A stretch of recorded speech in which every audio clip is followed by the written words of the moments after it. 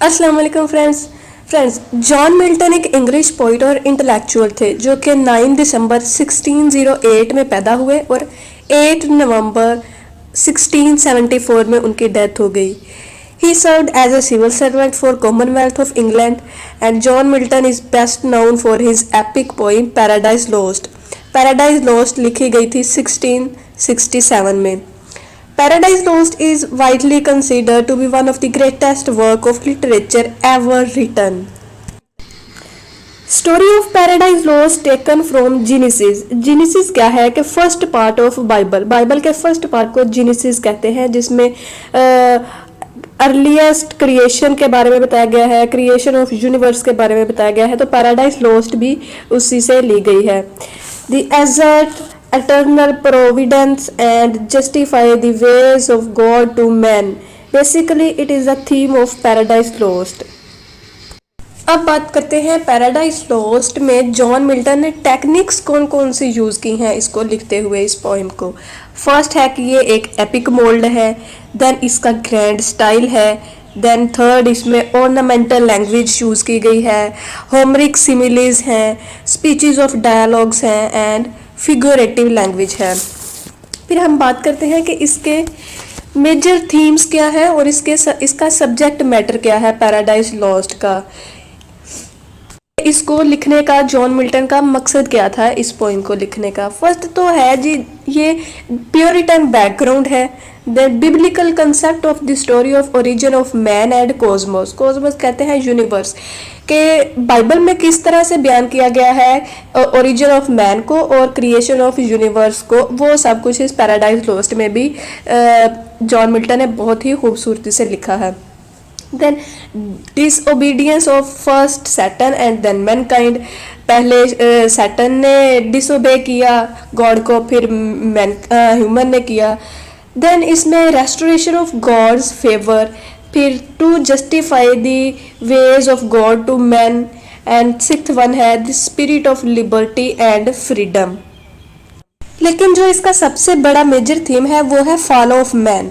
Other theme is the doctrine of free will. हम बात करते हैं इसमें कुछ लफ्ज़ों की जो कि एक्सप्लेन किए जाएंगे बाद में, जैसे है forbidden fruit, the biblical theory of genesis indicating the entire study of temptation. That के जो फिर इसमें जेनेसिस के फर्स्ट पार्ट में भी हमें ये बताया गया है, बाइबल का जो फर्स्ट पार्ट है जेनेसिस, उसमें भी बताया गया है कि जो फिर फॉरबिडन फ्रूट है उसको गॉड ने मना किया था कि भाई इसके पास नहीं जाना, तो उसको फॉरबिडन फ्रूट कहा जाता है। देन इसमें है गार्डन ऑफ एडन, जिसको उर्दू में बागे अदम भी कहा जाता है। गार्डन ऑफ एडन वो प्लेस जहाँ पे एडम एंड एव रहा करते थे। अब हम इसमें बात करते हैं मेजर करैक्टर्स की। तो फर्स्ट करैक्टर है इसमें गॉड अलमाइटी। देन इसमें जीसस क्राइस्ट है। जीसस क्राइस्ट को कहा जाता है कि he is son of God, but he is not actual appear in Paradise Lost. Then third है इसमें Adam and Eve, prototype of mankind both of them. Then इसमें फिफ्थ वन है सैटर्न। सैटर्न को कहा जाता है कि ये मेन करैक्टर है और मे बी हीरो भी हो सकता है ये पैराडाइज लॉस्ट के फर्स्ट चैप्टर का। Brightest star his name, protagonist इसको कहा जाता है chief angel to chief devil. इसका फॉल हुआ था, ये सैटर्न जो है चीफ एंजल था गॉड का, लेकिन ये फिर चीफ डेविल के तौर पे पेश हुआ बन गया। सिक्स इसमें है Beelzebub, second position after Satan in rank of angels. ये बिल्जेबब की फॉलन एंजल इसको भी कहा जाता है। देन राफेल एंड माइकल, ये दो गॉड के एंजल्स थे। अब हम बात करते हैं कि प्लेसेस ऑफ एक्शन क्या हैं। पैराडाइज फर्स्ट है प्लेस है, highest place in universe.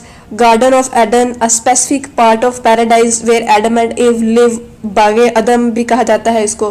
Hello, lowest place in the universe, horrified place. And fourth one newly created place that is earth. The fifth one है general cosmos, the whole universe. So Paradise Lost is one of the best poem ever produced in English language. Now we are starting its summary. But before that, do subscribe this channel and press the bell icon for more updates. Thank you. John Milton ने ये book paradise lost में एक मजहबी religious story यानी इंसान के जन्नत से निकाले जाने को अपना मौजू बनाया है, लेकिन मिल्टन ने इस रिलीजियस स्टोरी को इस खूबसूरती से पोइम की सूरत में लिखा है कि इसने इसके एज ए पोइट शोहरत को 4 चांद लगा दिए। मतलब कि यही poem paradise lost John Milton की वजह शोहरत बन गई। पोएम के स्टार्ट में ही पोइट ने ये किताब लिखने का मकसद बयान कर दिया है और कहा है कि इसका मकसद गॉड की हिकमत को बयान करना है, क्योंकि अल्लाह ताला समीउ अलीम है और इंसान इसकी मखलूक है। अल्लाह ताला बेहतर जानता है कि इंसान के लिए क्या बेहतर है और क्या गलत। कुरान और बाइबल में भी ये बताया गया है कि अल्लाह ताला ने जब हज़रत आदम अलैहिस्सलाम की तख्लीक फरमाई तो तमाम फरिश्तों को हुक्म दिया कि आदम के सामने सजदा रेज़ हो जाओ। तमाम फरिश्ते इस हुक्म को बजा लाए, लेकिन इब्लीस शैतान ने तकब्बुर किया और सजदा करने से इनकार कर दिया।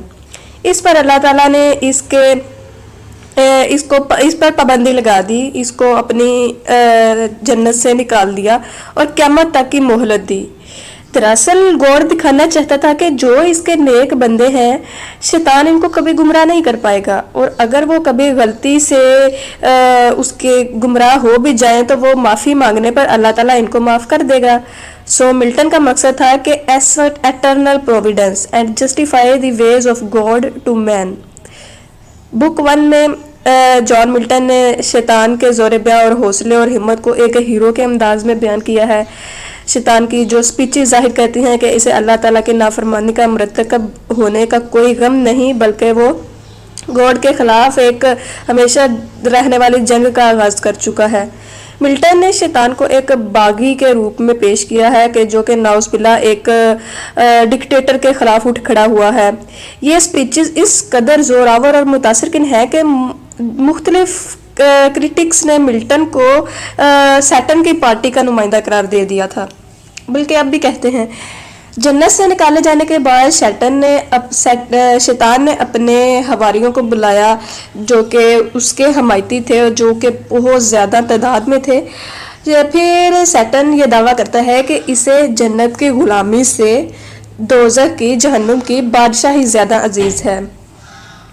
मिल्टन सैटन के इसके और इसके हवारियों को बयान करने के लिए मुख्तलिफ सिमिलीज और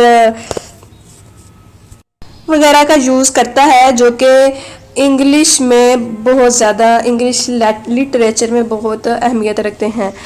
शैतान अपने साथी बिलज़बब से मुखातिब होता है और कहता है कि चूँकि वो गैर फ़ानी है, इसके लिए उनकी जंग भी हमेशा रहने वाली है, क्योंकि उनको मौत नहीं हो सकती, वो तो हमेशा रहेंगे, तो उनकी जंग भी हमेशा चलती रहेगी।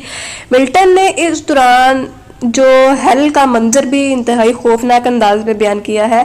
हेल का एक ना ख़त्म होने वाला सिलसिला और वहाँ होने वाली आग की बारिश और लपकते शोले अहले ईमान के लिए दिल दहला देने वाला बयान है। और ये कि शैतान की अजीमुल शख्सियत का बयान भी बहुत मुतासिरकुन है।